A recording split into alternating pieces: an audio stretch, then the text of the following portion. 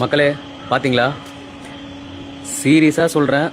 திரு விஜய்க்கு வந்து சப்போர்ட் பண்ணிட்டு இருக்கிற ரசிகர்கள் எல்லாருக்குமே ஒரு பெரிய ரெக்வெஸ்ட். ஊரா வீட்டு நெய்யில ஸ்வீட் செய்யாதீங்க, அடுத்தவங்க வீட்டு எண்ணெயில பஜ்ஜி போடாதீங்க, திருப்பதி போனா மொட்டை போடாதீங்க அப்படின்ட்டு எல்லாம் பேசிட்டு செம்ம டைலாக்லாம் விட்டுட்டு இப்ப பாத்தீங்களா பெருசா மொத்த பேருக்கு நாமம் போட்டாங்க பாருங்க.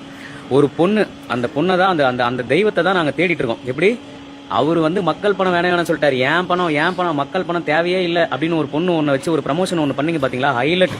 அது எக்ஸ்ட்ரீம். உண்மையிலே நீங்க பேசினதெல்லாம் பார்த்தா இவர் மக்கள் பணத்தை உண்மையிலே விரும்பல, தான் பணத்தை எடுத்து செலவு பண்ணி தான் உண்மையிலே வந்து எல்லாத்தையும் நல்லது பண்ண போறாரு, எல்லாம் நல்லது செய்ய போறாரு அப்படின்னு நினைச்சு ஒரு கூட்டத்தையே ஒன்று கிரியேட் பண்ணீங்க பாத்தீங்களா.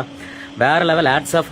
இன்னைக்கு கார் கொடுக்குறேன்னு பேசிட்டு அதுவும் 234 பேருக்கும் இன்ட்டு சும்மா ஒரு கால்குலேஷன் பண்ணி 1 லட்ச ரூபாய் மாசம் 234 இன்ட்டு ஒரு 5 வருஷம் போட்டா கிட்டத்தட்ட 140 கோடியா 40 லட்சம். இது எப்படி 140 கோடி.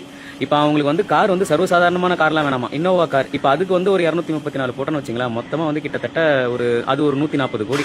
எப்படி பார்த்தாலும் குறைஞ்சபட்சம் ஒரு 300 கோடியிலேருந்து 400 கோடி. ஏன் நீங்கள் தான் வந்து உச்சத்தில் இருந்தீங்க, உச்ச நடிகரில் இருந்தீங்க, நீ தான் ஒரு 200 கோடி 300 கோடி சம்பளம் வாங்கினீங்க. எல்லா மக்களும் என்ன சொன்னாங்க, அவர் மக்கள் பணம் வேணவே வேணாம் தானே சொன்னார். உங்க பணத்திலிருந்து எடுத்து நீங்க வந்து செலவு பண்ணலாம்ல. நீங்க வர்றதுக்கு முன்னாடி ஆட்சியே வந்து திவாலாய் போயிருக்கு, ஒரு ஃபண்டும் இல்லை, எல்லாம் டவுன்ல இருக்கு, மொத்தம் வந்து கவுந்து போயிருக்கு. இப்போ வந்து எம்எல்ஏங்களுக்குலாம் வந்து ஒரு அசிஸ்டன்ட் போட்டுக்கலாம், அவங்களுக்கு இப்போ கவர்மெண்ட்டை கொடுக்க போறீங்க.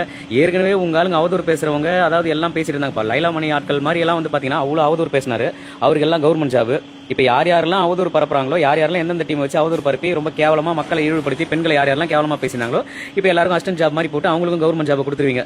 இதெல்லாம் உண்மையிலே சொல்றேங்க, கேட்கறதுக்கு ஆள் இல்லை அப்படின்றதுக்காக தமிழ்நாட்டு மக்களே, திரு விஜய் ரசிகர்களே நல்லா நோட் பண்ணீங்க. இதுக்கப்புறமும் எதுவும் கேட்காம இருந்தோம் அப்படின்னா கோமணம் கட்டிக்கிட்டு திருவோடியாந்த வேண்டியதுதான், வேற வாய்ப்பே இல்லை.